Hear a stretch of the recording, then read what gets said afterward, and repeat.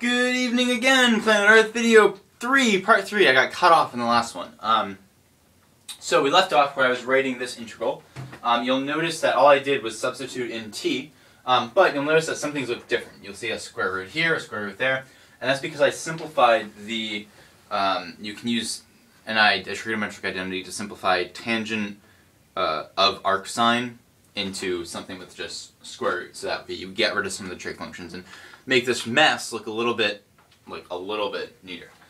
So to kind of remind you of what we're doing and further explain this is we're integrating in terms of n, which is the days since the equinox, right? It goes from 0 to 364 days, and then you're back to 0. So it's over the entire year. So we want to know how much sunlight you get, each day over the entire year with this. And we're assuming that that sunlight looks something like that, and we're assuming a tree uses about the same amount of energy every day, so it's a straight line. And at what point is it taking in less energy than it's using? So right there, and then it would just move to storage and use the stored energy, which is all of this, will then be used to do that. And that's the physical part of all this ridiculous math. It's very easy to get lost in the mathematics and forget the physics. So we're going to try to simplify this ridiculous equation a little bit more by using a few different identities. We can use that 1 plus tangent squared of x is equal to secant squared of x, which is equal to 1 over cosine squared of x. And we can use that sine of arc cosine of x is equal to cosine of arc sine of x, which is also equal to the square root of 1 minus x squared. And you can see there are some places where we might want to use this.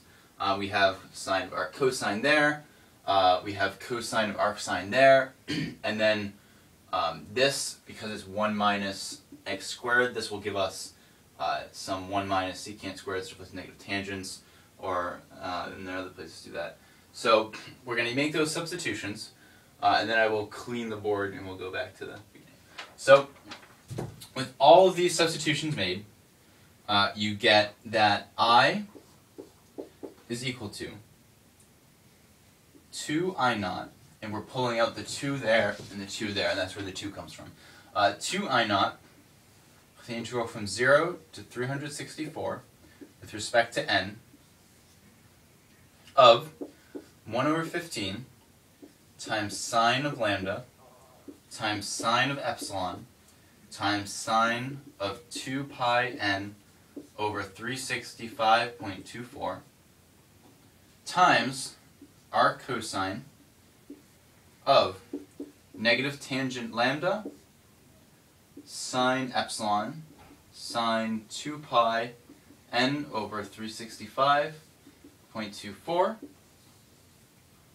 divided by the square root of 1 minus sine squared epsilon sine squared 2 pi n over 365.24 plus, and I'll write one line lower. Can you see? I write here? No. I'll write here. Yes. I'll just write here. Okay. You can see this. Plus 1 over 2 pi over 24. You can still see me. Okay. Times cosine lambda times the square root of 1 minus sine squared epsilon sine squared 2 pi n over 365.24 divided by the ones not in that quotient. 1 minus sine squared epsilon sine squared 2 pi n over 365.24. Oh, just kidding. This is over, looking at two different lines. That's actually divided by cosine squared lambda. And that's from this identity here, so we had a 1 plus tangent squared. So yeah, that's good. And this is about as simple as we can get the integral, which is certainly not all that simple, but it is a lot simpler than we had it. And this will save the computer time when the computer is calculating, because I'm not going to do this myself. I'm just going to put it in to my TI-83 graphing calculator. I'm a big TI-83 fan. Represent all the way. Yeah. So we plug that in, and I'll erase everything above it.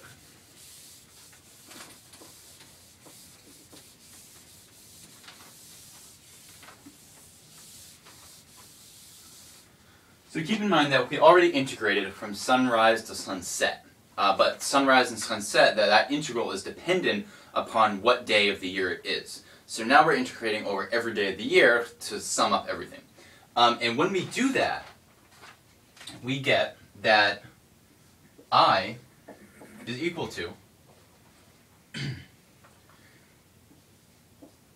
finally a number instead of a trigonometric function, 2,045,301.129 joules per meter squared second year. That's just a bunch of units, so we're going to try to simplify some of this. So we'll multiply that by 3,600 seconds, which makes up an hour, which then we get is 7,363,084,063 joules per meter squared per year. And then we'll multiply by 1 year is 365.24 days. And this gives us 20,159,577 joules per meter squared per day. So at the latitude we selected,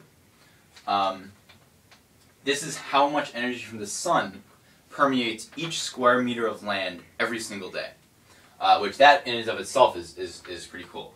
And then according to a study by the U.S. Department of Energy, the tree cover in a forest is, there are 700 trees, 700 trees per acre. How am I doing on time? Okay, 100 trees per acre. So this means we're going to use this, we convert acres to meters, and then we can say that the energy a tree uses in a day is the last number right there, 20,159,577 joules per meter squared per day, times 1 square meter, using this factor, has 0.173 trees,